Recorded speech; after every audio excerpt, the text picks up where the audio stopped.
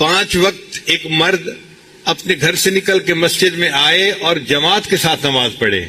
پھر 1 ہفتے کے بعد مسجد نہیں محلے کے لوگ ایک جامع مسجد کے اندر آ کر نماز پڑھیں تو بڑا مجمع کر دیا گیا.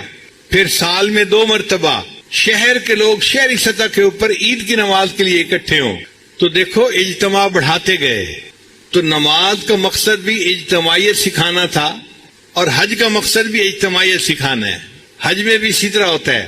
ساری دنیا سے اللہ کے چاہنے والے بندے اپنے گھروں کو چھوڑ کر کاروبار کو چھوڑ کر احرام باندھ کر نکل پڑتے ہیں اور اللہ کے گھر کی طرف چل پڑتے ہیں. وہاں حرم میں کسی ایک ملک کے بندے نہیں آتے, اسلام تقوی کسی ایک قوم اور قبیلے کے بندے نہیں آتے, پوری دنیا سے ایمان والے سمٹ کے یہاں آتے ہیں. لاکھوں کا مجمع ہوتا ہے وہاں پہ. تو اجتماعیت نماز میں بھی تھی اور اجتماعیت حج نے بھی سکھائی. مگر اس میں ایک مزے کی بات ہے کہ ایک ایسا وقت آیا کہ جہاں حج کے موقع پر حج کا اجتماع اور نماز کا اجتماع اکٹھا ہو گیا. عرفات کا میدان ہے, سب لوگ احرام باندھ کے جمع ہیں. اب وقوف عرفات کرنا ہے تو شریعت نے کہا کہ دیکھو ہم نماز کے ٹائم کو آگے پیچھے کر دیتے ہیں, تم وقوف کو آگے پیچھے نہیں کر سکتے. لہذا ظہر اور عصر ملا کے پڑھ لی اور جو مغرب کی نماز تھی اس کو عشاء کے ساتھ پڑھنے کا حکم دیا. ایک نماز کو وقت سے پہلے پڑھنے کا حکم دے دیا اور دوسری نماز کو وقت گزرنے کے بعد پڑھنے کا حکم دے دیا. اللہ کی شان ہے, جیسا حکم دے ہم بندے ہیں, اس پر عمل کرنا ہے. مگر اللہ نے یہ دکھا دیا کہ دیکھو یہ دونوں عمل آپس میں اگر تقابل کرو گے تو نماز کی اجتماعیت بڑی عبادت ہے. ہم نے حج کی عبادت کو اپنی جگہ رکھا اور نماز کو آگے پیچھے کروا دیا. اور اصل دین اسلام کا جو پیغام ہے وہ بھی اجتماعیت ہے. وَاعْتَصِمُوا بِحَبْلِ اللَّهِ جَمِيعًا وَلَا تَفَرَّقُوا. اللہ کی رسی کو مضبوطی سے پکڑ لو اور الگ الگ نہ ہو جاؤ.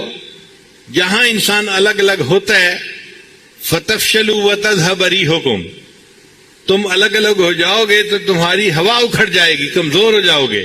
تو ہمیں چاہیے کہ بحیثیت ایک امت کے ہم ایک بن کر زندگی گزاریں. یہ جو بڑوں نے کہا ہے نا, ایک بن کر زندگی گزارنا اور نیک بن کر زندگی گزارنا, یہ بڑی گہری بات کی گئی ہے. تو اب عبادات 4 تھیں جن میں ایک اعلی عبادت نماز نکلی اور زکوٰۃ اس کے لیے معاون نکلی. دوسری اعلی عبادت حج نکلی اور روزہ اس کے لیے معاون نکلا. اب یہ 2 عبادات اصل عبادات ہیں. ایک اور نقطہ بھی سمجھنے والا ہے کہ نماز کے اندر اللہ کی شان کبریائی کا اظہار ہے.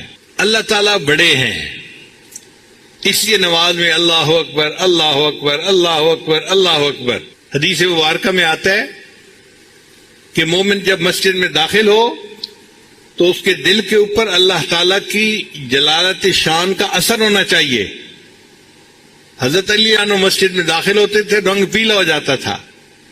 کسی نے کہا حضرت بڑی بڑی جنگوں کے موقع پہ آپ نہیں گھبراتے اور مسجد میں جاتے ہوئے آپ پہ گھبراہٹ ہوتی ہے.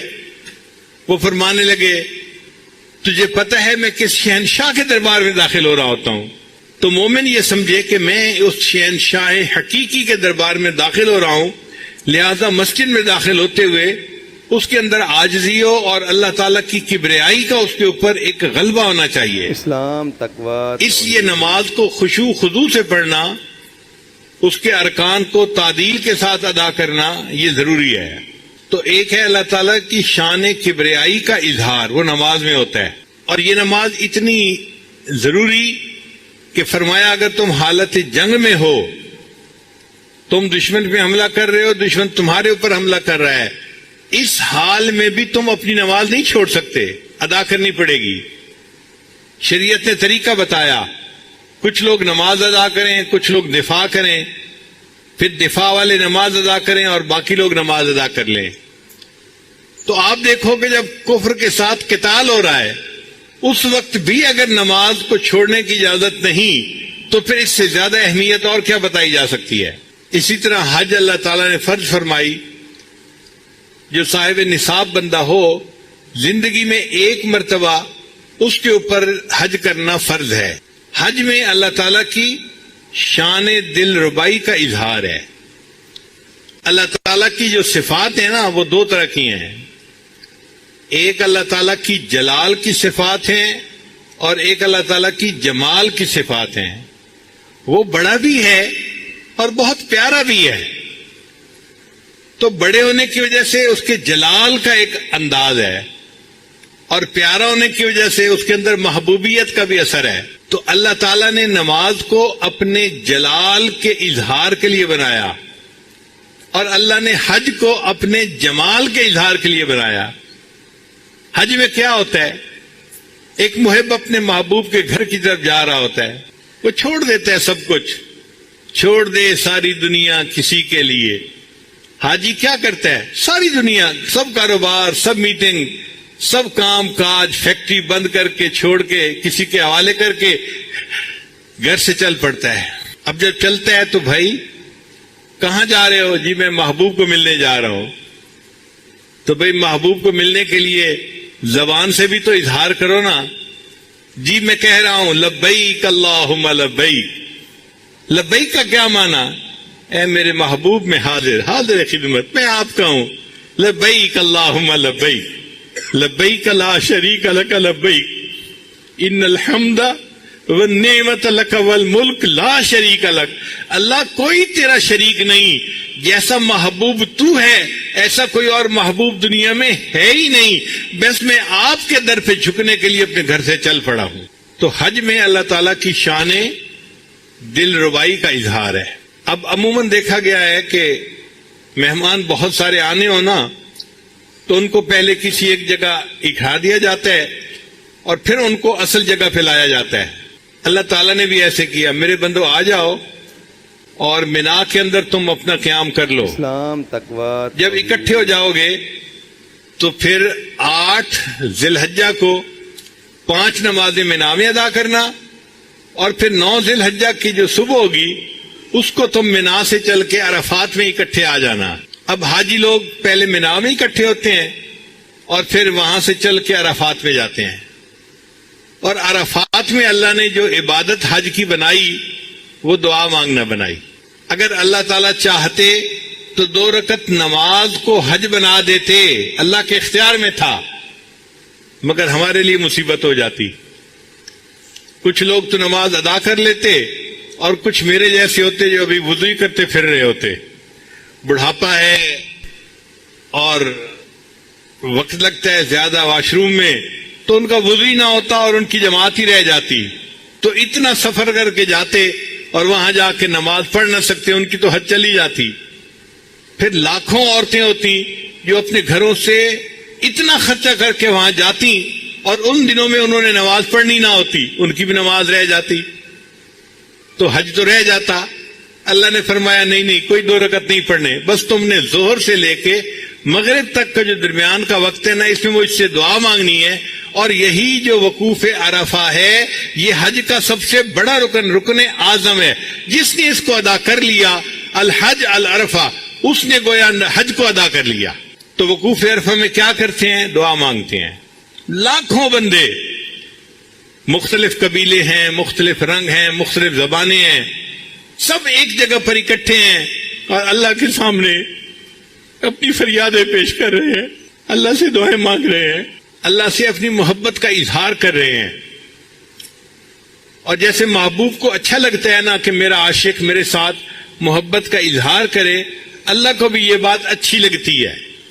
چنانچہ یہ جو ذی الحجہ کے 10 راتیں تھیں ان کو حدیث پاک میں افضل ایام الدنیا، یہ دنیا میں جتنے ایام ہیں ان میں سب سے زیادہ افضل یہ 10 راتیں ہوتی ہیں.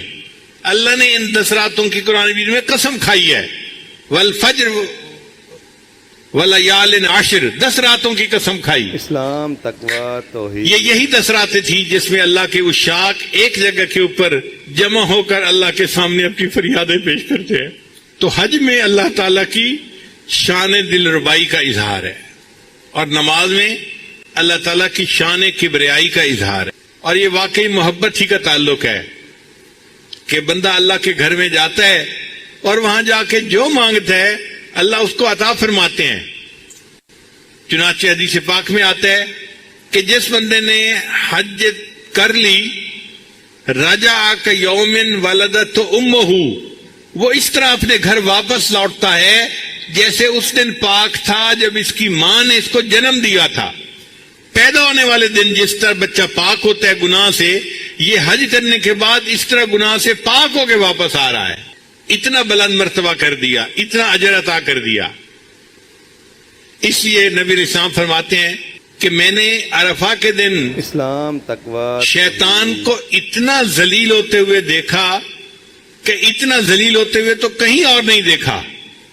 یا تو بدر والے دن شیطان کو ذلیل ہوتے دیکھا تھا یا پھر عرفہ میں ذلیل ہوتے دیکھا. وہ اپنے سر میں مٹی ڈالتا ہے، چیختا ہے، چلاتا ہے، میری سالوں کی محنت ضائع ہو گئی. اور اللہ تعالیٰ آنے والوں کی ہر دعا کو قبول فرما لیتے ہیں. اللہ تعالیٰ نے حضرت آدم علیہ السلام کی توبہ کو بھی وہیں قبول کیا تھا.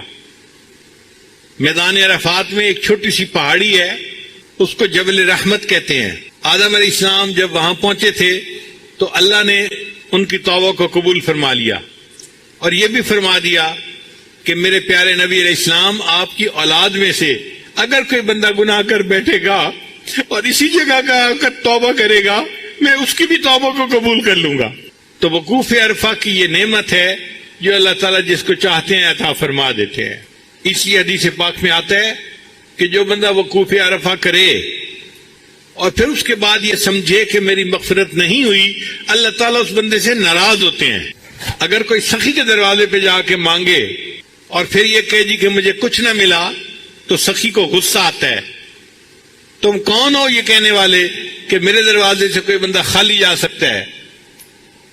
اگر دنیا کا سخی اپنے دروازے سے کسی کو خالی نہیں جانے دیتا، اللہ تعالیٰ تو احکم الحاکمین ہے، وہ تو بادشاہوں کے بھی شہنشاہ ہیں، وہ بھی اپنے دربار میں سے کسی کو خالی نہیں جانے دیتے. بندہ دعائیں مانگتے ہیں اللہ قبول فرما لیتے ہیں. اچھا اتنا کافی تھا کہ گئے اور وہاں پہ دعا مانگ لی، وقوف عرفہ ہو گیا؟ فرمایا نہیں، ابھی کام مکمل نہیں ہوا، ابھی تو تم نے صرف میرے ساتھ محبت کا اظہار کیا ہے. ایک میرا دشمن بھی ہے، اب اس دشمن کے ساتھ تم بیزاری کا اظہار بھی کرتے جاؤ. یا اللہ کیسے کرے؟ عرفات سے واپس مینا میں آؤ، اب 3 دن مینا میں رہو اور 3 جگہ پر شیطان کے پلر بنے ہوئے ہیں، جاؤ اور ان کو کنکریاں مارو.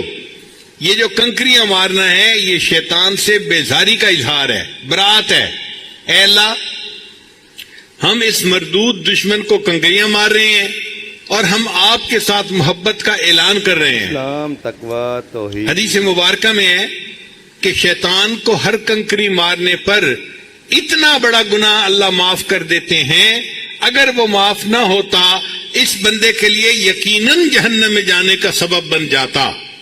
اتنا بڑا گناہ ایک کنکری مارنے پہ معاف ہوتا ہے. اب 3 دن میں اوپر نیچے تقریباً 70 کنکریاں مارنی ہوتی ہیں. اس کا مطلب یہ ہے کہ 70 بڑے بڑے گناہ کنکریوں کے مارنے سے معاف ہو جاتے ہیں. اللہ ہم نے شیطان کو کنکریاں مار کے اظہار کر دیا کہ آپ سے ہم محبت کرتے ہیں. ہم نے میدان عرفات میں دامن پھیلا کے دعائیں مانگ کے یہ بات پوری کر دی تھی، اور اب آ کے ہم نے آپ کے دشمن سے اپنی بیزاری اور دشمنی کا اظہار کر دیا. اللہ یہ آپ کا بھی دشمن ہے، ہمارا بھی دشمن ہے. اے اللہ اور کیا کرے؟ فرمایا دیکھو ایک اور بھی دشمن ہے، وہ ہے تمہارا نفس. اب اس نفس کی خواہشات پہ بھی چھری پھیرو. یا اللہ اس کا طریقہ کیا ہے؟ میرے بندو ایک جانور قربان کرو.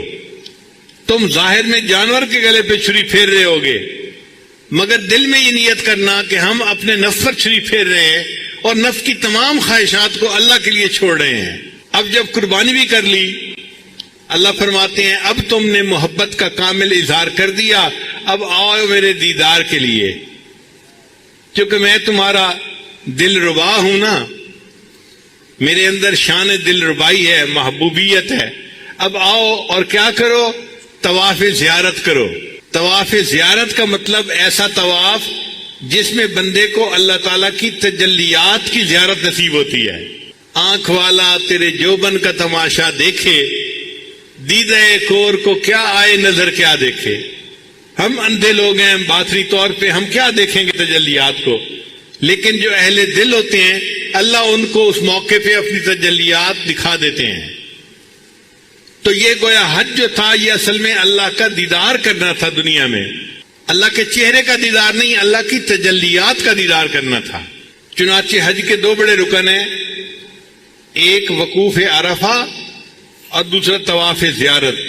جس بندے نے یہ دو ادا کر لیے اس نے گویا حج ادا کر لیا۔ اب یہ واپس آئے اپنے ملک کی طرف، اپنے گھر کی طرف، تو بخشا بخشایا واپس لوٹ آئے گا۔ تو دین اسلام کے 5 پلر ہیں۔